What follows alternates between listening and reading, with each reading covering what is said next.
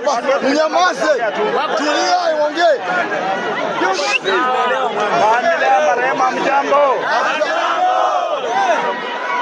Watu wa Malaba mjambo. Uko wazima? Mimi nimekuja leo, sitakuja kupiga siasa. Nimekuja kwa sababu Mheshimiwa Injendi alikuwa kiongozi wa taifa la Kenya. Na pia alikuwa kiongozi ambaye tulikuwa tunaheshimu kama watu wa Western. Watu wetu, Mheshimiwa ni mwanasiasa. Ndio? Na mnajua siasa ni maisha. Kuna wengine wanapiga siasa wanajipanga, sisi tujaribu kuongea mambo yanahusu watu wetu, wasema ni siasa tusiongee. Na jambo la kuudhi ni kwamba unapata wenye wanapiga kelele ni Waluya tu kama sisi. Kuna matatizo mengi sana. Mimi sitakuja hapa kutusi mtu. Ama namna gani watu yangu?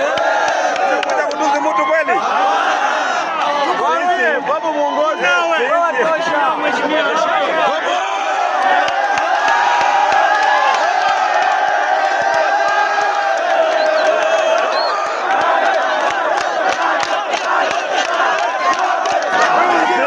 Sisi kama jamii ya Muluya, sisi ni namba 2 katika taifa la Kenya. Katika idadi ya watu si namba 2, si ndio? Lakini wakati masuala ya taifa yanaongelewa, Muluya kwa meza hayuko. Kuna watu ambao wametupangia njama kwamba hiyo meza tuzoe kufika huko.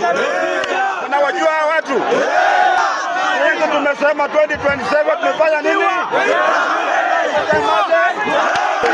Sisi Waluya tuti watu waoga. Viongozi wetu ndio wamekuwa waoga. Lakini mimi nimesema niko mbele. Waluya mtanishika mkono. Kwenye hilo meza, ndio? Wakati ya watu wachache wanakula na wengi wanaumia, wakati imekwisha.